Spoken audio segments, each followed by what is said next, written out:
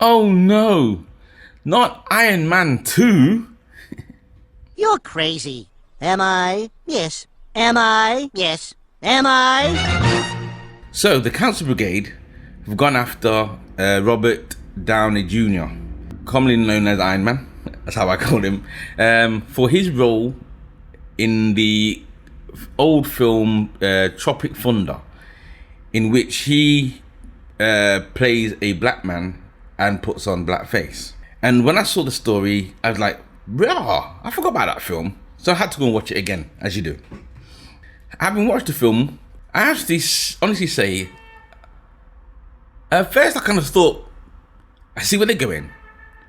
But then I thought, but if they really watched the film and understood what was being made of that, him wearing blackface, I can see why it's not offensive.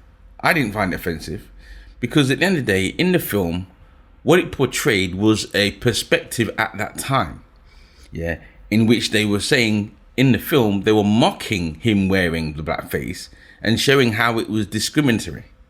What do you mean, you people? What do you mean, you people? Huh?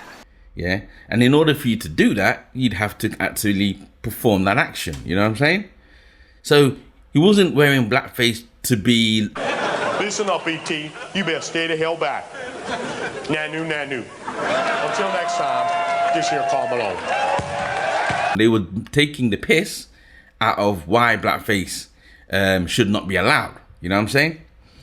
So then when I saw the article itself, and I seen a lot of the people who left the comments in there, what I noticed was that you had a lot of black people who thought like me. He said, well, you know what, right?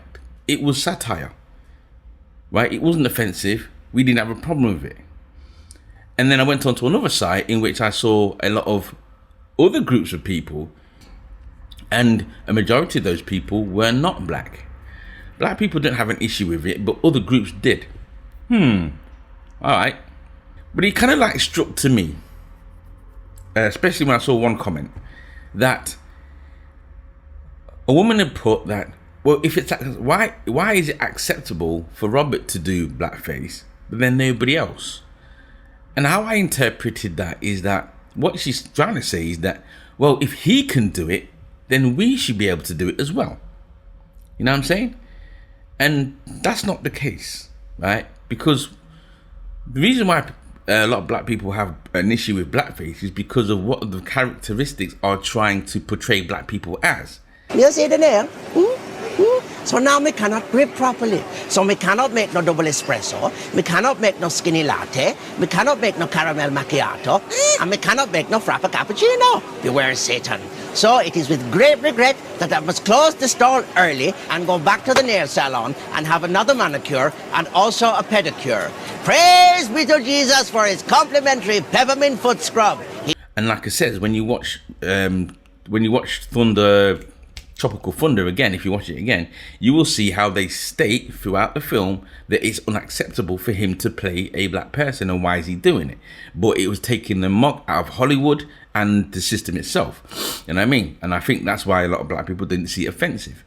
But like I says, for the people who probably just looked at the headline and just saw him in blackface and went, oh, he's got blackface on, why is it no one mocking him? And why doesn't he get forced to apologize? And why isn't he being reprimanded for wearing blackface? But yet so-and-so is and so-and-so is. And that's, like I says, for me personally, it's because when you see a lot of other people in blackface, what you'll tend to see is that they are mocking black people. But anyway, yeah, as for Iron Man, Robert Downey Jr. getting the cancel culture treatment, well, they can do what they want, I suppose, you know what I mean? It's their prerogative, free speech and all of that. But I personally, didn't bother me, to be honest with you know what I'm saying? And I don't see that you could look at it and say that, well, you know what? Because what I don't want is, what I can see is people saying, well, you know, if he can get away with it, then everyone can get away with it, right? But there's no one, but without understanding the premise of why they did it in the film in the first place, or how I interpret that anyway. We all talk like this, huh? Yes, huh? Yeah, get some crawfish and some ribs, huh? Yeah. You're Australian. Be Australian. Now, I will say this. Those on the right do have, are right about saying that those on the left, he's trying to get his left and right sorted out. They're right in saying that they will stoke controversy, let's say, yeah, by using race as a crutch. I honestly think white liberals are more racist. Now, do not get it twisted. This doesn't make those on the right. This doesn't make those on the right any better, yeah, for pointing it out, right?